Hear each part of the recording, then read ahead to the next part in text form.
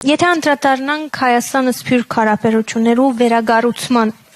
որ դժբախտաբար այսօր այդ բարագաբակցությունը օգտագործելու անհրաժեշտությունը ունենք,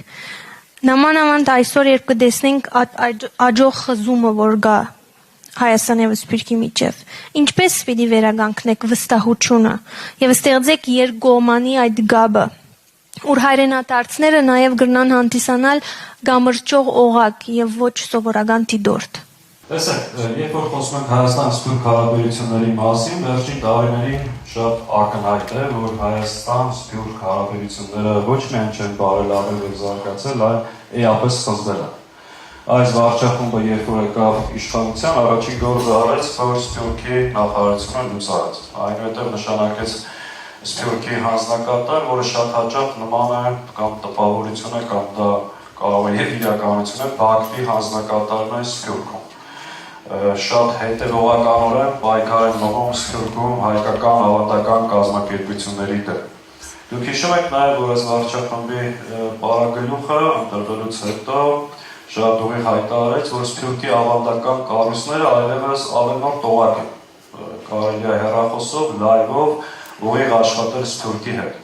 Այն ժամանակ տպավորություն էր, որ խորքային չեն հասկանում ինչ է Սփյուռքը, Սփյուռքում ինչ շերտեր գոյություն ունեն, նման հայտարարություն են անում, բայց հետո հասկացանք, որ սա շատ հետևողական քաղաքականություն էր Սփյուռքը Հայաստանից հեռացնելու։ Իսկ վերջի շրջանի քաղաքականությունը, իրական Հայաստանի շրջանակներում շատ հստակ է, Հայաստանի իշխանությունները ասում են, որ մենք պատասխանատու ենք բացառապես Հայաստանում ապրող ու Հայաստանի քաղաքացիների համար։ Եվ Սփյուռքը ոչ միջամտելու, ոչ խառնվելու որևէ բանի իրավունք չունի։ Մեր մոտեցումը հետևյալն է, որ Սփյուռքը ռազմավարական ներուժ է եւ Հայաստանի պետականաշինության մասնակից։ Սփյուռքահայերը Հայաստանի, այսինքն Հայաստանը ոչ միայն Հայաստանում ապրող կամ Հայաստանի Հանրապետության քաղաքացիների, այլ ողջ հայության մայրաքաղաքն է, երկիրն է, հայրենիքն է, պետությունն է, որի նկատմամբ Սփյուռքի մեր հայրենակիցները ունեն եւ իրավունքներ եւ պարտականություններ։ Եվ այս ռազմավարական ներուժը պետք է լիարժեք օգտագործել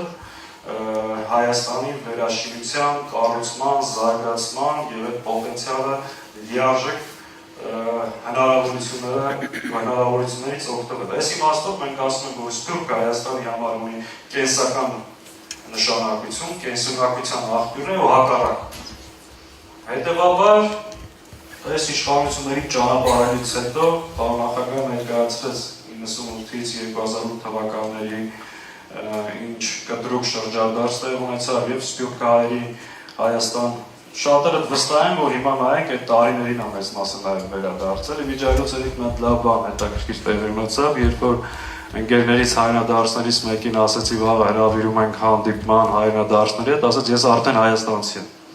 Այս իմաստով նաև շատ կարևոր է, որ մեր նպատակը հետևյալն է, մենք պետք է ստեղծենք մրցունակ եւ անվտանգ Հայաստան, որը գրավիչ լինի Սփյուռքից հայրենադարձության համար, ստեղծված լինի բոլոր պայմանները, ուստեղ մի կարևոր խնդիր էլ կա, մարդիկ նաև հաճախ ձեզանից շատերը, իբրև նաև կամուրջ հայրենադարձության խթանման համար հայրենիք եք եկել նաև ինքնությունը ձեր պահելու, մշակութային հոգևոր անվտանգությունը պահպանելու համար, այսօր դժբախտաբար մենք մեր երկրում արդեն այդ դժվարություն ունենք։ Հետևաբար այս իմաստով մենք պետք է կառուցենք այն պետությունը, նաև մեր Սփյուռքի պոտենցիալը, որը